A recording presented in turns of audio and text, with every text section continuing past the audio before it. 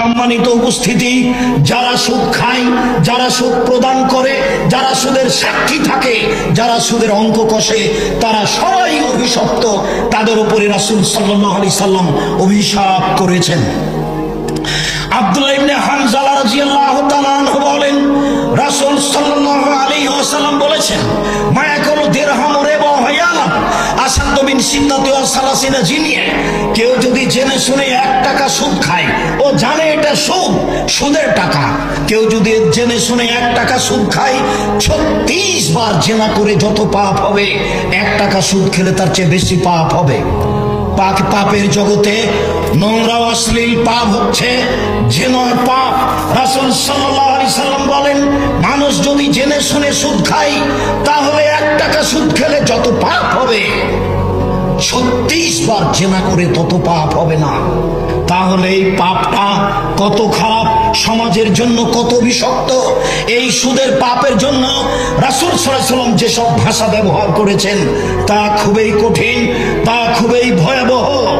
সম্মানিত দিনী ভাই বোন, আবু হুরায়রা রাদিয়াল্লাহু তাআলা আনহু বলেন, রাসূল সাল্লাল্লাহু আলাইহি ওয়াসাল্লাম বলেছেন, আর রিবা সাবুনা জুজা আইসারুহা আইনদা রাজুলু উম্মাহু। সুদের পাপের 70টি ভাগ রয়েছে। ছোট ভাগ হলো মায়ের সাথে জিনা করলে যেমন পাপ হয়। সুদের পাপ ছোট থেকে বড়, বড় থেকে ছোট, যত স্তর রয়েছে তার সবচেয়ে ছোট স্তর হলো মার সাথে জিনা করলে যেমন পাপ হয়, সুদ খেলে তেমন পাপ হয়। একথা মুহাম্মদ সাল্লাল্লাহু আলাইহি ওয়াসাল্লাম বলেন।